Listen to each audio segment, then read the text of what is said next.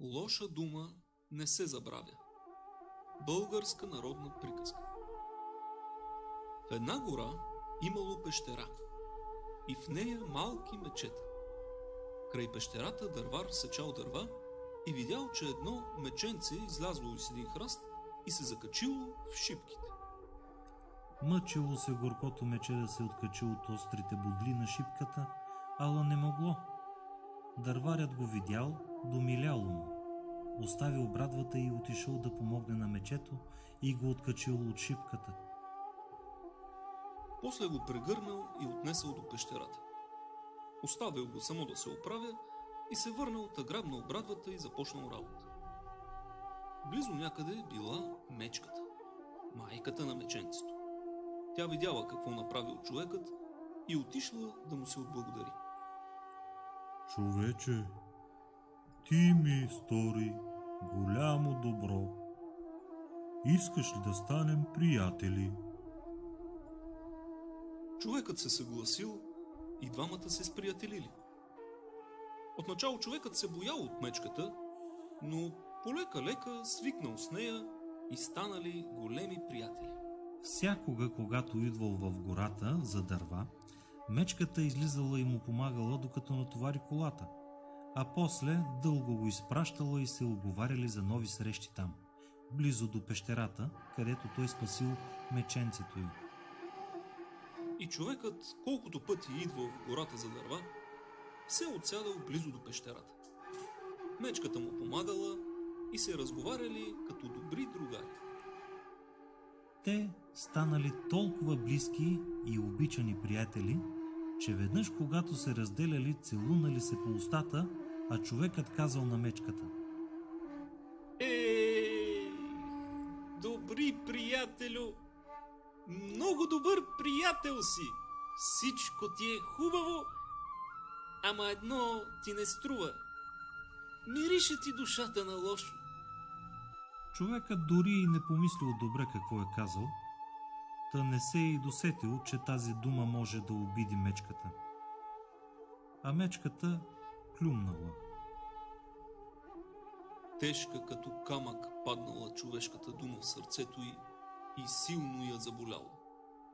Ала нищо не му казала. Само си протегнала врата и се примолила. Човече, я ме удари с брадвата по главата, колкото можеш силно. Ако не, ще те изям. Човекът се позабъркал и мъчил всякак да измоли мечката да не я удря. Ала тя не отстъпвала от речената дума. Удари ме силно и толкова. Не ме ли удариш? Ще те изям. И най-сетне, тя като не отстъпила, той замахнал с брадвата и я ударил силно.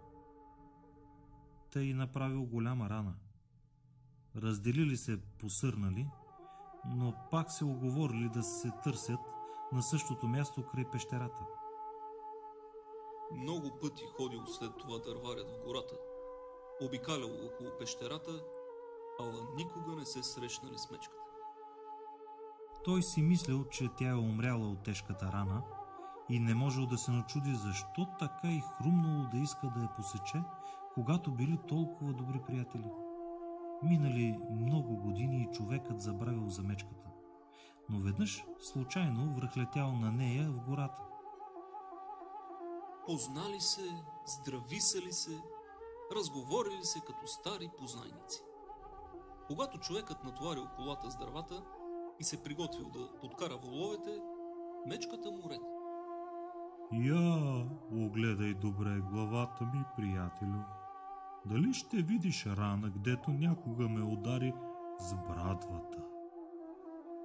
Човекът разгърнал вълната на врата й, раната била зараснала и дори белег нямало, та рекал на мечката: Бре, приятелю, то дори не се познава да е имало рана. А аз спомням си много хубаво, като че вчера беше, ударихте доста силно тогава и дори мислех, че си умряла от дълбоката рана. Видиш ли, добри ми приятели, че Раната зарасна и аз забравих за нея. Но оная дума, дето ми каза тогава, няма да забравя, докато съм жива. От мен да знаеш, дълбока рана зараства, а лоша дума не се забравя.